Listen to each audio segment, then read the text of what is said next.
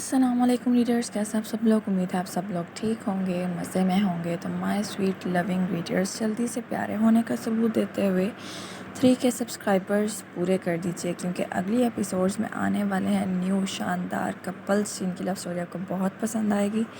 जल्दी से 40 कमेंट्स का टारगेट भी पूरा कर दें। कम अज़ कम अपनी राय का इजहार तो किया करें यार, वरना नाराज़ होकर कल मैंने एपिसोड देना भूल जाना है। और हाँ, एक और न्यू नावल हमारे चैनल पर शुरू हुआ है, अंदाज़े सितम 5 बजे पोस्ट हुआ करेगा शाम को डेली।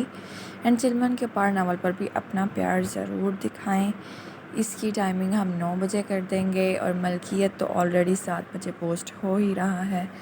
तो जल्दी से हम बग़ैर वक्त ज़ाया किए एपिसोड शुरू करते हैं, लेकिन तब तक आप बेल आइकन प्रेस कर दें ताकि जब भी एपिसोड पोस्ट हुआ करे तो आपको एपिसोड टाइम पर मिल जाया करे।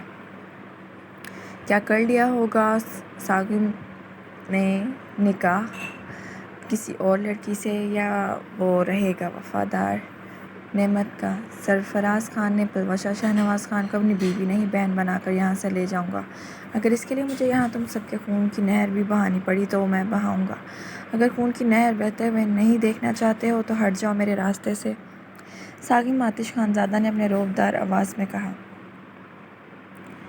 सागिम आतिश खानज़ादा, हर चीज़ का कोई ना कोई कीमत चुकाना पड़ता है। अगर तुम उसे बहन बनाकर यहाँ से ले जाना चाहते हो तो तुम्हें एक काम करना होगा। सरफराज खान ने उसके कसरती जिस्म की जानिब देखते हुए बड़ी चालाकी से कहा। बताओ, पलवशा को यहाँ से ले जाने की मुझे क्या कीमत चुकानी पड़ेगी।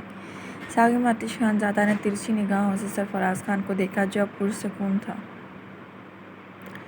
तुम्हें मेरा 1 महीने तक ग़ुलाम बनना पड़ेगा, बोलो तुम्हें मंजूर है।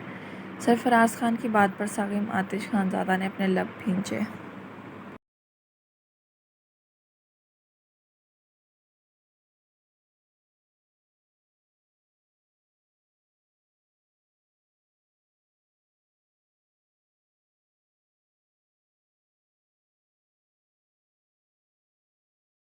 नहीं सागिम लालन की ये बात ना माने, वरना ये आप पर जुल्म करेंगे। प्लीज़ मेरी फ़िक्र मत करें और यहाँ से चले जाएं। पलवशा खान अपने चाचा की बात पर चीखती हुई बोली। पलवशा, तुम फिक्र मत करो, इसे मैं इतना सताऊंगा कि मुझे एक दिन में ही यहाँ से चलता कर देगा। मैं कल से काम लेकर तुम्हें इस जगह से निकालना चाहता हूँ, खून खराबे करके नहीं। इसलिए मुझे कीमत फ़ायदा मंद लग रही है। सागिम आतिश खानज़ादा ने आगे बढ़कर उसके सर पर हाथ रखकर अपनी आखिरी बात बताता शरारत से आँख फिंग कर गया। इससे दूर होकर वो सरफराज खान की जानिब बढ़ा, उसे घूरने लगा।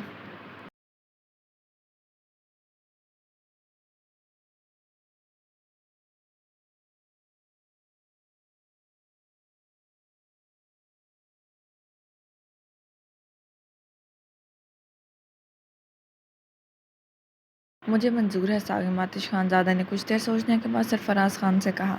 ठीक है सदान खान, तुम ले जाओ अपनी बहन को और तुम मेरे पीछे आओ। सरफराज खान ने नीचे गिरी पलवशा खान की जानिब इशारा करते हुए सदान खान से कहा, जो उस लड़की के लिए बहन लफ्ज़ सुनकर पता नहीं क्यों झुलस गया। क्या आपको लगता है कि वो भी पलवशा के लिए अपने दिल में कोई फीलिंग्स रखता होगा?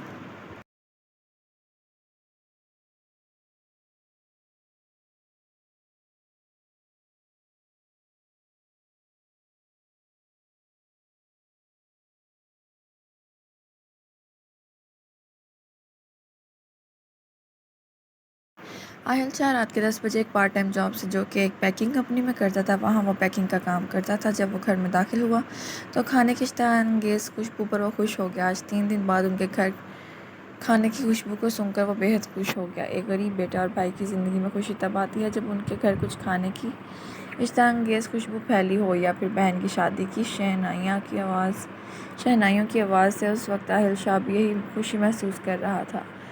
अम्मा, मुझे पता था आप दोनों यहीं होंगे। और मुस्कुराते हुए तेज़ी से किचन की जानिब बढ़ा। मेरा बच्चा आ गया, जा हया भाई के लिए पानी लेकर आ। सीधा हाथ उन्होंने प्यार से आहिल शाह के झुकने पर उसके सर पर हाथ फेरते हुए अपनी बेटी से उसके लिए पानी लाने के लिए कहा।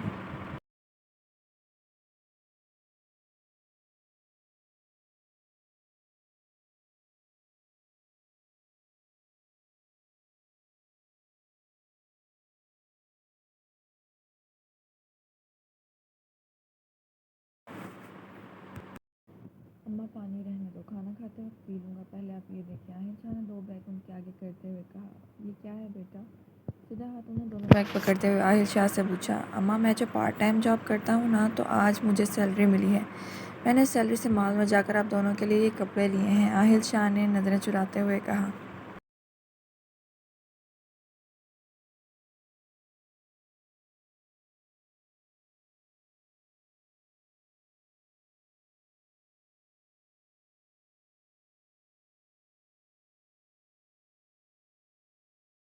भैया ये तो बहुत ज़्यादा महंगे लग रहे हैं। सिद्धार्थ उनको उनका बैग पकड़ाने के बाद जब आहिल शाह ने हया की जाने बैग पकड़ाया, भैया ने बैग के अंदर झांका तो गुल अहमद के ब्रांड न्यू कलेक्शन को देखकर वो हक्की बक्की रह गई।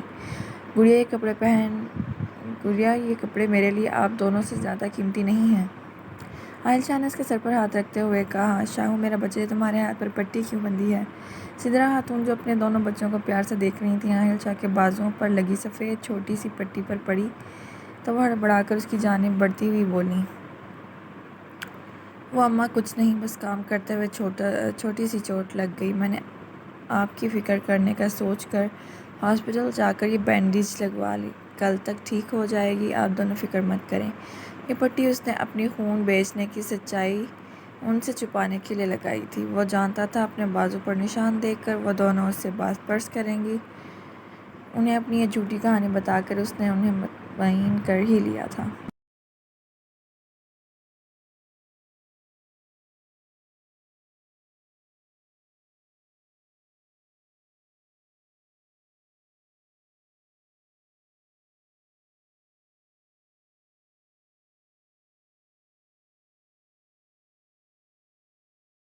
थोड़ी देर बाद ही वो तीनों हंसी खुशी खाना खाने लगे और फिर खाने के बाद चाय का पी कर वो तीनों कुछ बातें करने के बाद अपने अपने कमरों में सोने के लिए चले गए।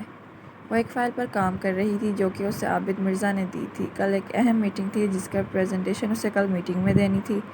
पता नहीं आजकल बॉस को क्या हो गया है, जब वो अपनी सेक्रेटरी को निकालने के बाद उस जैसी मामूली वर्कर लड़की को अपनी सेक्रेटरी का काम दे रहे थे। मगर ये इसके लिए अच्छी बात थी, क्योंकि जितना उसका काम ज़्यादा होगा तो उससे उस काम के लिए सैलरी भी उसकी सोच से ज़्यादा मिलेगी।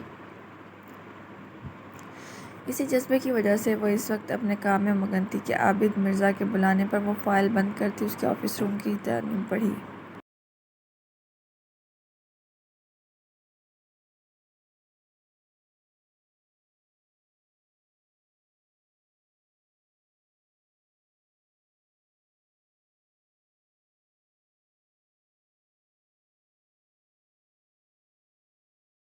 Yes boss. वो डोर नॉक करने के बाद अंदर दाखिल होकर आबिद मिर्ज़ा से बोली, मिस हया ये ड्रेस पहन कर आओ। आबिद मिर्ज़ा ने सरसरी नज़र उस पर डालते हुए सामने रखे सोफ़े के सामने पड़े टेबल के ऊपर रखे स्याह बड़े से बॉक्स की तरफ इशारा करते हुए बोला, सर मैं। अपने बॉस की बात पर उसने फटी आंखों से सामने सोफ़े के आगे रखे टेबल के ऊपर एक बड़े से बॉक्स को देखा।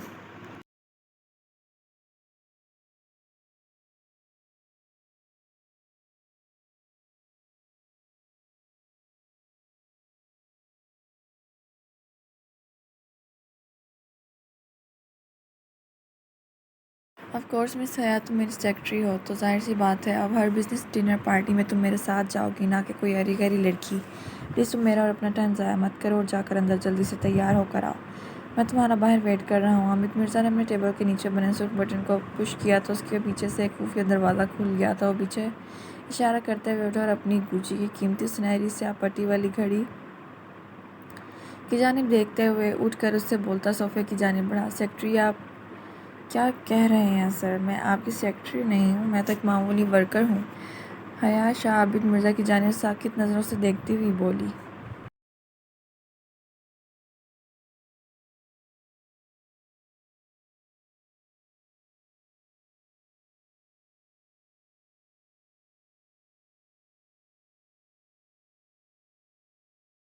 मिस हया शाह पहले नहीं थी तुम, लेकिन अब से हो। मुझे तुम्हारी हार्ड वर्किंग बहुत पसंद आई है, सो इसीलिए मैंने तुम्हें अपनी सेक्रेटरी बना लिया है।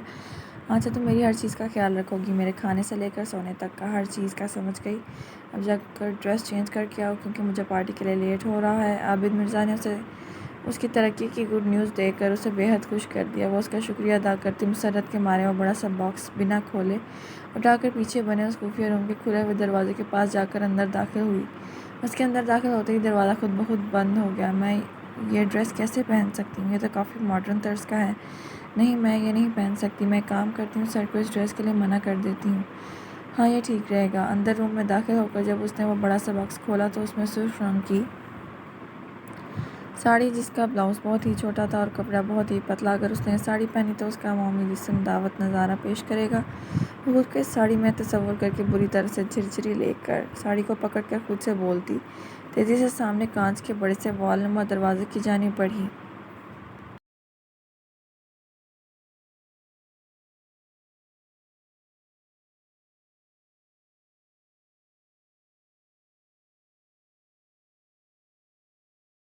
के दरवाजे के पास आते ही दरवाज़ा अपने आप खुल गया। तब वो साड़ी मजबूती से पकड़कर रूम से बाहर निकली। व्हाट इज़ दिस मिस हया, तुमने ड्रेस क्यों नहीं पहना है? Any problem? क्या वो ड्रेस ख़राब है या फिर कोई और मसला है? जल्दी बताओ। हमारे पास सिर्फ 1 घंटा रहता है इस पार्टी में पहुंचने के लिए। वहाँ बहुत बड़े बड़े लोग आएंगे और उन बड़े लोगों में मैं भी शामिल हूँ और वहाँ मेरा पहला जाना है, बेहद इम्पॉर्टेंट है। अगर तुम सेक्रेटरी की फ़्राइज़ अच्छे से निभाना नहीं चाहती हो तो मुझे बता दो, मैं किसी और को अपनी सेक्रेटरी बना कर ले जाऊँगा। आबिद मालिक उसे वही सादा स्याह लॉन के सूट में देखता सख्त गी लहजे में उससे बोला।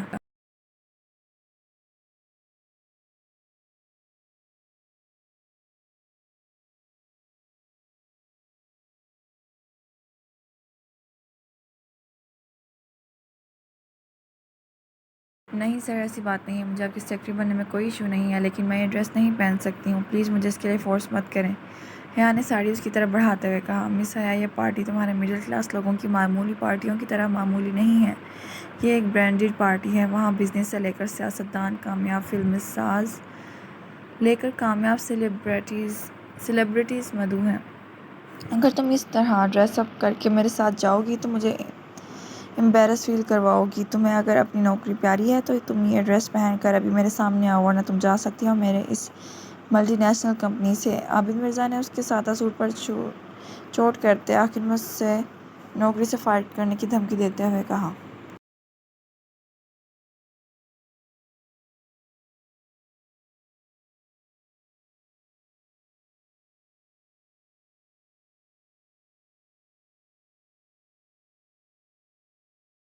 सर, आप मुझे धमकी दे रहे हैं? मासूम सी हया शाह जो उस कंपनी में अपने भाई की कुछ बर्डन कम करने के लिए यहाँ जॉब कर रही थी, उसे यहाँ काम करते हुए 1 साल हो गया था। इस 1 साल में उसे किसी से डर नहीं लगा था। यहाँ के सब लोग अच्छे थे, लेकिन आज उसे सामने खड़े इस कंपनी के प्रेसिडेंट से सख्त डर लग रहा था।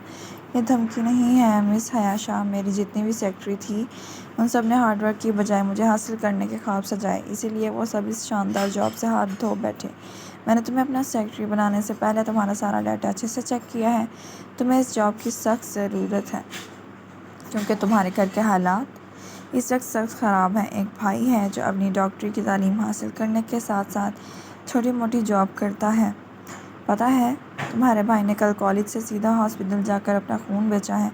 तुम्हारा भाई तुम लोगों के लिए इतना हार्ड वर्क कर रहा है, वो तुम लोगों के लिए अपना खून बेच सकता है। तो मिस हया शाह, तुम्हारा भी फ़र्ज़ बनता है इसकी तरह हार्ड वर्क करके उसे एक शानदार ज़िंदगी देने का। और ये तुम तब कर सकती हो जब तुम इस कंपनी में सबसे ऊंची लेवल वाली पोस्ट पर होगी, और तुम इस ऊंची लेवल पोस्ट पर तब पहुंचोगी जब तुम मेरे सेक्रेटरी की ऑफ़र एक्सेप्ट कर लोगी। आबिद मिर्ज़ा ने उसके करीब आकर उसकी स्याह ज़्यादा सहर अंगेज़ आंखों में अपनी साहिराना आंखें गाड़ कर उसे ऑफ़र करते हुए कहा।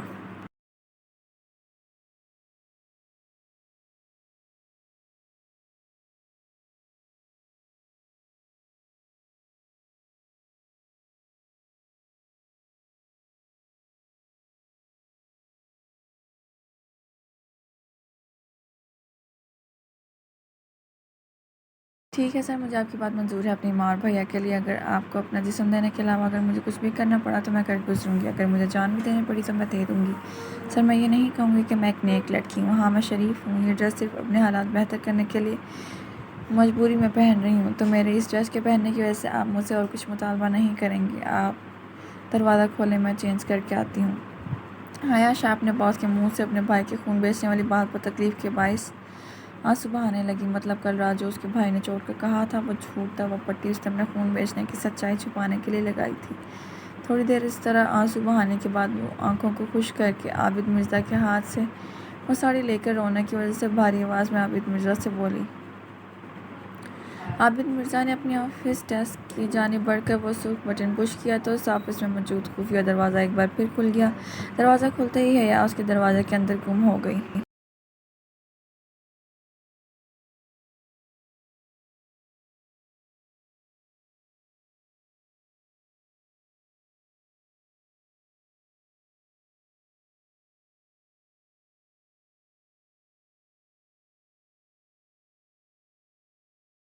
आबिद मिर्ज़ा सोफे पर बैठा उसका इंतज़ार कर रहा था। जब उसे चेंज करने कर नज़रें नीचे झुकाकर इस रूम से बाहर निकलते हुए उसने देखा तो महबूब रह गया। सुर्ख साड़ी में उसका गोरा चेहरा बदन दमक रहा था। आबिद मिर्ज़ा पहले उसकी हार्ड वर्क की वजह से इम्प्रेस हुआ था। अब उसकी ब्यूटी को देखकर उसकी काई रंग की खूबसूरती सहाराना आँखें उसकी चांद महताब से होते उसकी नाजुक गर्दन से नीचे से रखने लगी। अयाज की चिमकती नज़रों से घबरा के तेज़ी से अपना रुख मोड़कर खड़ी होगी। उसके रुख बदलने पर अब के उसकी पुश्त आबिद मिर्ज़ा के सामने थी। आबिद मिर्ज़ा ने देखा उसकी पुश्त को साड़ी के पल्लू से छुपाया हुआ है। ये शायद बैग डीप होने की वजह से उसने किया है। वो उसकी हरकत से सख्त तिलमिला उठा। मिर्ज़ा, तुम ड्रेस में सती सावित्री बनने की कोशिश क्यों कर रही हो? जब आप अपना फ़ैसला कर लिया है, आप अपनी फैमिली को सपोर्ट करेंगी, फिर अब आप शर्मा क्यों रही हैं? हटाएं बैग से ये कपड़ा, वो सख्त लहजे में बोला।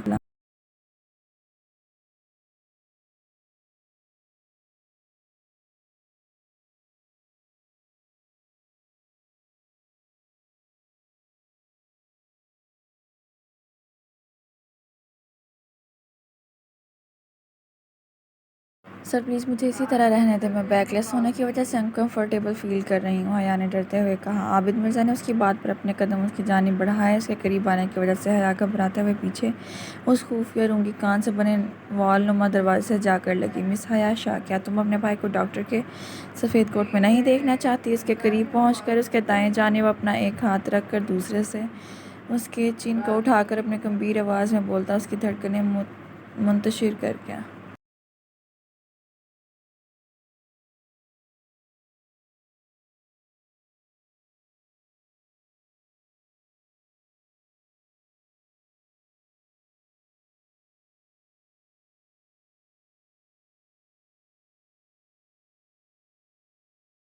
जी सर, देखना चाहती हूँ। उसने हरासा नज़रों को उठाकर उसकी अपने सिरापे के गिर चक्कर काटती नज़रों में गाड़ते हुए कहा। तो फिर अपना ये झिझक और डर कम करो और अपने एतमाद लाओ। अगर तुम इस तरह छोटी छोटी बातों पर डरती रहोगी तो तुम कभी कामयाब नहीं होगी। अगर इस तरह तुम अनकम्फर्टेबल फील कर रही हो तो इसका सलूशन निकालो, ना कि इस तरह रोकर अपने एतमाद कमज़ोर करो। उसकी रोती सूरत पर चोट करता वो अपना कोट उतार कर उसके गिर्द करता उसकी बाजू को अपने बाजू में डालकर उसे लिए ऑफिस से बाहर निकला।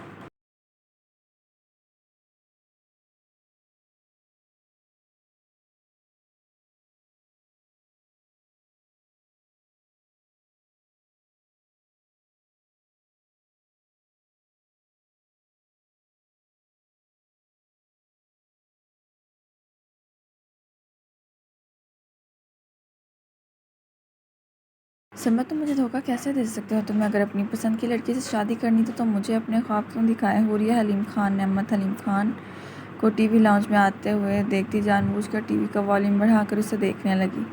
नेमत हलीम खान टीवी पर चल रहे ड्रामे की आवाज़ पर मतवज्जा हो गई। ड्रामे में लड़के को एक लड़की के साथ गले में हार पहने और दूसरी लड़की को, जो शायद ड्रामे की हीरोइन थी, रोते हुए उस लड़के का गिरबान पकड़ते हुए देखकर उसे इतना धचका नहीं लगा। उस लड़की की डायलॉग सुनकर लगा। एकदम से उस लड़की में उसे अपना आप नज़र आने लगा और लड़के में साबिम आतिश खानज़ादा और उसके पहलू में खड़ी लड़की हुरिया की जगह कोई और लड़की नज़र आने लगी।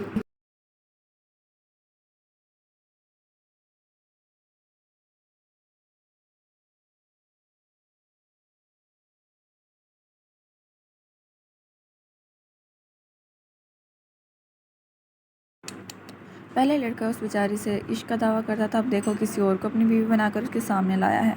हुरिया हलीम खान अपनी जगह से उठकर अफसोस से बोली, ये सैड एंडिंग सीन बहना तुम्हारी ज़िंदगी में भी लगता है आ चुका है। हुरिया हलीम खान ने लबों पर तंजिया मुस्कान सजाते हुए कहा। क- क्या मतलब? नेमत हलीम खान ने अपनी सब्ज़ नीलगू आंखों के किनारों को भीगते हुए शिद्दत से महसूस किया।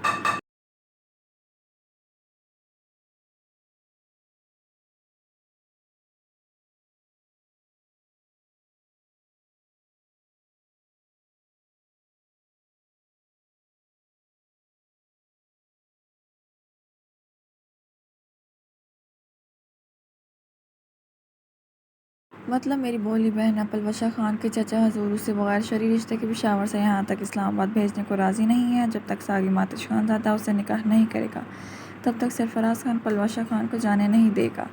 हुरिया हलीम खान ने अपने लफ्ज़ों की मार से उसके जिस्म के टुकड़े करते हुए कहा, आप ये तो जुल्म है सागिम खान और पलवशा खान के ऊपर। वो अपने आंसुओं को पीती हुई अपने आप को संभालती हुई बोली, मुझे तो नहीं लगता कि जुल्म उन दोनों पर हो रहा है। तुम्हारे गालों पर गिरते इन आंसुओं से तो मुझे ऐसा लग रहा है कि जुल्म तुम दोनों पर हो रहा है।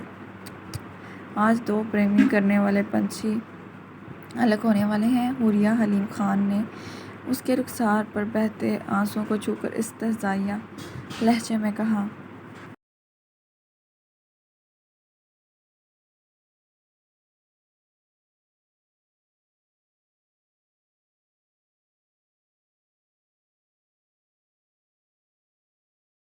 नहीं आपी, आपको जो लग रहा है ऐसा कुछ भी नहीं है। आंसू तो मेरी आंखों में कचरा जाने की वजह से निकल रहे हैं। नेमत हलीम खान ने जल्दी से अपने रुखसार पर बहते हैं खून के आंसुओं को पोंछते हुए कहा। इस वक्त वह खुद को हर मुमकिन कोशिश करके संभाल रही थी, मगर सागिम आतिश खानज़ादा के पलवशा खान के साथ निकाह का सुनकर नाजुक दिल पर जो चोट लगी है उसका वो कुछ नहीं कर सकती थी। ना चाहते हुए भी उसका दिल भर आ रहा था। इस गम में उसकी आंखों से मोती बरस रहे थे।